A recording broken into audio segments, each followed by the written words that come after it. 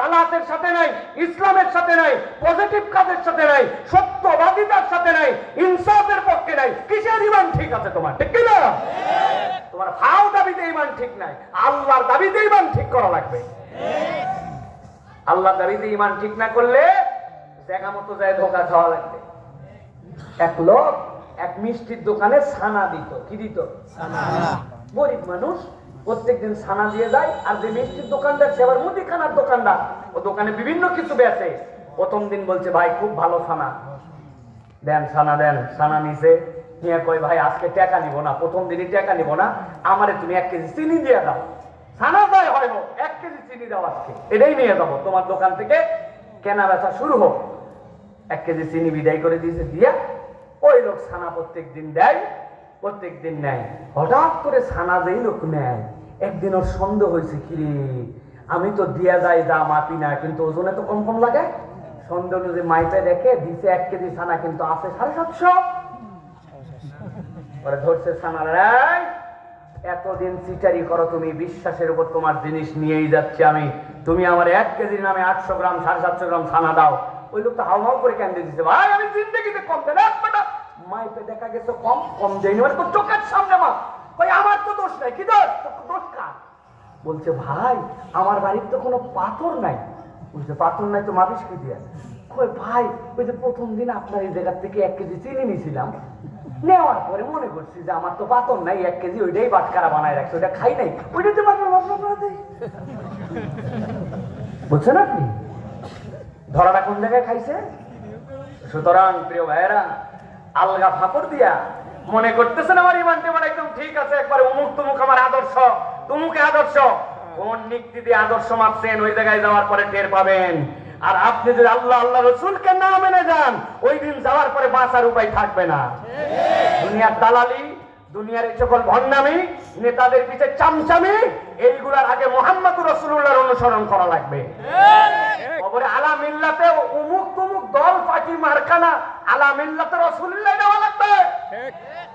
ভাই চরিত্র ফুলের মতো পবিত্র, নামাজ পড়লে বিগত 40 দিন ফজরেরটা জামাতে 1 ওয়াক্ত। আসেন এরকম লিডার? সাবধান প্রিয় ভাইরা, বুঝে সুঝে আল্লাহর দিকে আমাদেরকে নিবেদিত হবে। রাজি আছে তো ইনশাআল্লাহ? প্রিয় ভাইরা, আমরা কিছু কথাবার্তা বলবো, রাত দীর্ঘ হয়ে গেছে। আপনাদের সব ভালো, কিন্তু আপনারা ওয়াদা রাখেন না, এটা আমার কাছে খুব মনে ব্যথা। ওয়াজ নেওয়ার সময় হাতে ধরে পায়ে ধরে 9:30 হুজুর 100 আসার পরে খবর নাই, কি ব্যাপার? এই জিনিসগুলিতে আমাদের বেরোতে হবে। আমাদের কথা, আমাদের টাইম ইটস এ গুড, আমাদের প্র্যাকটিসিং মুসলিম হতে হবে। আল্লাহ যেন আমাদেরকে তৌফিক দান করেন। প্রিয় ভাইয়েরা, তাহলে আমরা কিছু কথা শুনবো তো ভাই ইনশাআল্লাহ।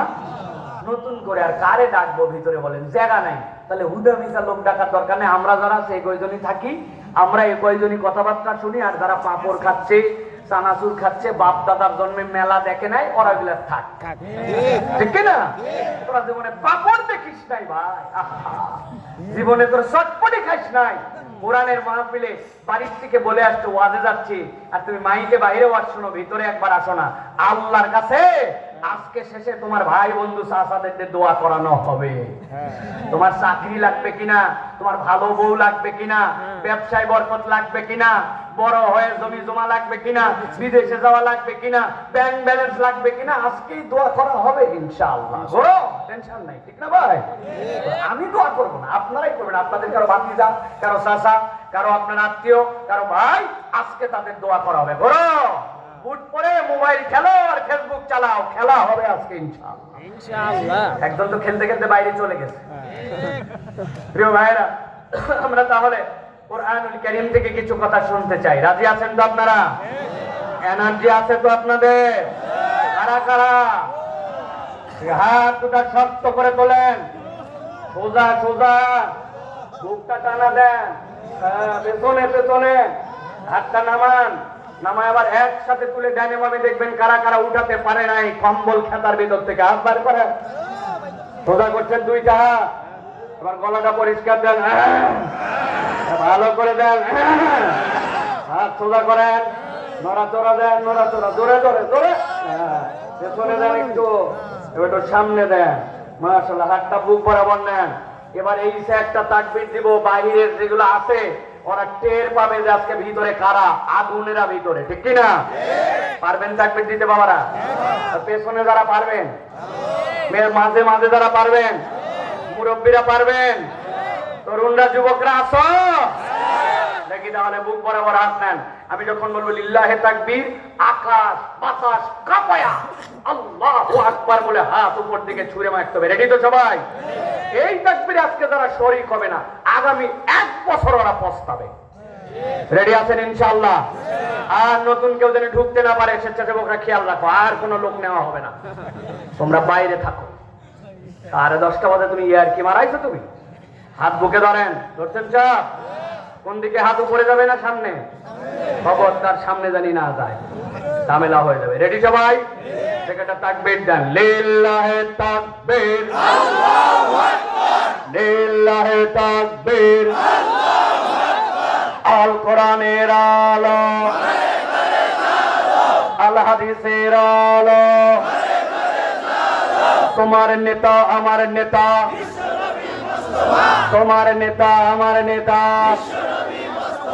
আলেম ওলামা যেখানে, আল্লাহর আইন যেখানে, গান বাজনা যেখানে, হারাম অন্যায় যেখানে, মেলা মেলা ময়লা যেখানে, বাউল বাতিল যেখানে, লিল্লাহে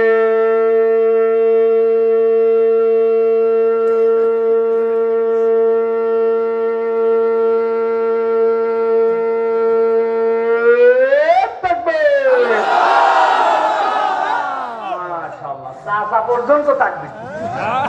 আছেন কোথায়? ঠিক আছে না বাবা? এনার্জি চলে আসছে, দেখছেন?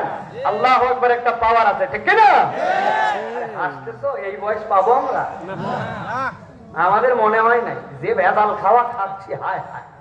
ফুচকার মধ্যে ফুচকা বানায় না ভাই, আপনাদের বলে দেয় না তেঁতুলের টক, কি দেয় জানেন? কিডনি ডায়ালাইসিস রোগীর জন্য, কিডনি ফেল হয়ে গেলে যে মেডিসিন দিয়া বাহির থেকে কিডনি চলানোর আগে রক্ত পরিষ্কার করা লাগে, ওই মেডিসিন এবং অন্যান্য জিনিস দিয়া ওইটা তেঁতুল বলে চালাচ্ছে। নাউজুবিল্লাহ বলে। আমরা এগুলা খাচ্ছি, আহারে ভাই, বাচ্চা কাচ্চারে শেষ করে দিচ্ছে, বাতিল খাওয়ায়া শেষ করে দিচ্ছে। আমারে ছবি পাঠাইছে যে হুজুর খেজুরের গুড় বলতেছেন, আপনার একটা জিনিস দেখায়।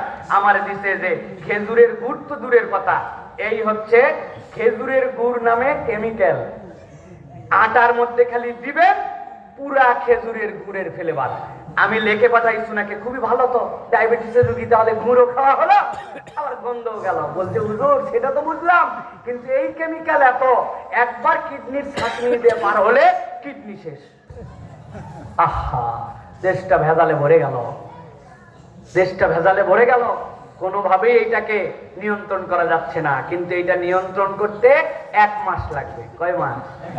যারা খাদ্যে ভেজাল দিবে, ইসলামী শরীয়ত বলতেছে যদি সত্যি মানব ঘাতী হয় তাহলে তাদের জন্য শুলের মধ্যে চড়াই দিবে, ফাঁসির মধ্যে ঝুলাই দিবে, কল্লা ঘরের থেকে নামাই দিবে।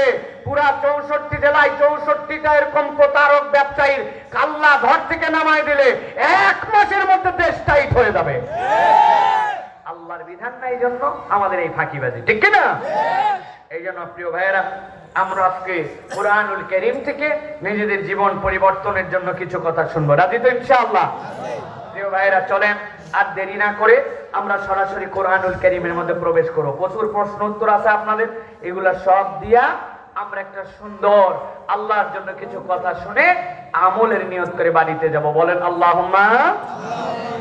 চলেন সকলে মিলে আমরা কোরআনে প্রবেশ করি। একজন জোরে পড়তে হবে না, চিল্লাচিল্লি করতে হবে না, কিন্তু বিতাড়িত শয়তান থেকে আশ্রয় প্রার্থনার নিয়তে কুরআনুল কারীমের প্রবেশের আদবে আল্লাহ রাসূল সাল্লাল্লাহু আলাইহি ওয়াসাল্লামের দেখানো পদ্ধতিতে আমরা কোরআনে প্রবেশ করি। সকলে পড়েন আউযু বিল্লাহি মিনাশ শাইতানির রাজীম। বিসমিল্লাহির রাহমানির রাহিম। ওয়ালাউ তারা ইয উকিফু عرضوا على النار فقالوا يا ليتنا نرد ولا نكذب بآيات ربنا ونكون من المؤمنين। প্রিয় ভাইরা, সংক্ষিপ্ত ভূমিকায় তিনটা প্রশ্ন করব আর তিনটা বুঝ দিব, দিয়ে আমরা আলোচনায় প্রবেশ করব। আল্লাহ দুনিয়াতে যা কিছু সৃষ্টি করেছেন, সৃষ্টিগুলা তিন ভাবে বিন্যস্ত। একটা হচ্ছে ক্ষণস্থায়ী, আরেকটা দীর্ঘস্থায়ী, আরেকটা চিরস্থায়ী। সৃষ্টিগুলা কয় ভাবে বিন্যস্ত? একটা ক্ষণস্থায়ী, ওই যে পেঁপে গাছটা উঠলো, মুরগিটা হলো, বড় হলো, জবাই করে খেয়ে ফেললেন, গাছটা মরে গেল, সৃষ্টি হয়েছে কিন্তু ক্ষণস্থায়ী, আমার সামনে দেখলাম, শেষ। 2 নম্বরে আরেকটা সৃষ্টি হচ্ছে দীর্ঘস্থায়ী, ওই আকাশ কবে সৃষ্টি হয়েছে জানি না, সূর্য কবে জানি না, কিন্তু ওই আকাশ, সূর্য, চন্দ্র সৃষ্টি দীর্ঘস্থায়ী কিন্তু শেষ হবে, ঠিক কিনা? আরেকটা চিরস্থায়ী সৃষ্টি, একমাত্র চিরস্থায়ী সৃষ্টি যেটা আল্লাহ জিন এবং ইনসানের যে রূহ এবং নফস সৃষ্টি করেছেন, আল্লাহ দুনিয়ায় রেখেছেন। আল্লাহ আমাদেরকে কবরে নিবেন, আবার পরকালে উত্থিত করবেন, করার পরে এরপরে আল্লাহ খালিদিনা ফিন্নার আও খালিদিনা ফিল জান্নাহ, আল্লাহ জান্নাতে ঢুকাবেন অথবা জাহান্নামে ঢুকাবেন। তার মানে আসছে আলমে আরওয়াহ থেকে আবার সেই জান্নাত জাহান্নাম। আল্লাহ বলছেন এটা আল্লাহ রাব্বুল আলামিনের স্থায়ী একটা সৃষ্টি, আল্লাহ না চাইলে এইটা কবে শেষ হবে কেউ বলতে পারবে না। তাহলে সৃষ্টির বিন্যাস 3 ভাগ, ঠিক কিনা? দ্বিতীয় কথা হচ্ছে আমাদেরকে দুনিয়ার জীবন শেষ করার পরে আল্লাহর সামনে উঠতে হবে কি হবে না? বাস, এটা আমরা সকলেই জানি। 2 নম্বর, আল্লাহর সামনে উঠে কি মুখ দেখাতে হবে নাকি আল্লাহর সামনে ওঠার পরে হিসাব হবে? গুড, হিসাব হবে। কিন্তু 3 নম্বর প্রশ্নটা আপনারা জানেন কিনা উত্তর? আল্লাহর সামনে উঠবো, হিসাব হবে, কিন্তু সব মানুষ আল্লাহর সাথে একভাবে উঠবে না। আল্লাহর সামনে ওঠা এবং তাদের অপরাধের স্বীকারোক্তি দেওয়া কোরআনের বর্ণনা অনুযায়ী 9টা শ্রেণীতে বিভক্ত হবে। কয়টা? কথা বলতে হবে, কয়টা? 9টা। কিন্তু আজকে আমরা মূলত আলোচনা করব আল্লাহর সামনে ওঠার পরে 3 শ্রেণীকে আল্লাহ রাব্বুল আলামিন ওই দিন উত্থিত করবেন এবং তাদের মুখ দিয়ে কতগুলা বক্তব্য নেবেন, যেই বক্তব্যগুলা কিয়ামত হয় নাই, মানুষও ওঠে নাই, কিন্তু আল্লাহ 1450 বছর আগে কোরআনে জানাইছেন যাতে তার একটা বান্দাও ফেল করে জাহান্নামে না যায়। প্রত্যেক বান্দার কাছে প্রশ্নপত্র ফাঁস, যাতে প্রত্যেক বান্দা প্র্যাকটিস করে জান্নাতে যায়। বলেন সুবহানাল্লাহ। বাবারা, তোমরা আসছো, আমি কিন্তু খুশি, কিন্তু তোমরা যদি কথা বলো, এই একটা ছোট্ট কথা তুমি বুঝতেছো না, কিন্তু আমার কানে কিন্তু এটা আসতেছে, ডিস্টার্ব দেয়। হ্যাঁ, আর কথা বলবা না, ওদেরকে আদরের সাথে বসাতে হবে। ওদের এমন বাচ্চা আসছে যার কোনো আমল নামাই শুরু হয় নাই, কিন্তু সে আসছে, ওরা আমাদের আগামীর শ্রোতা, ঠিক কিনা?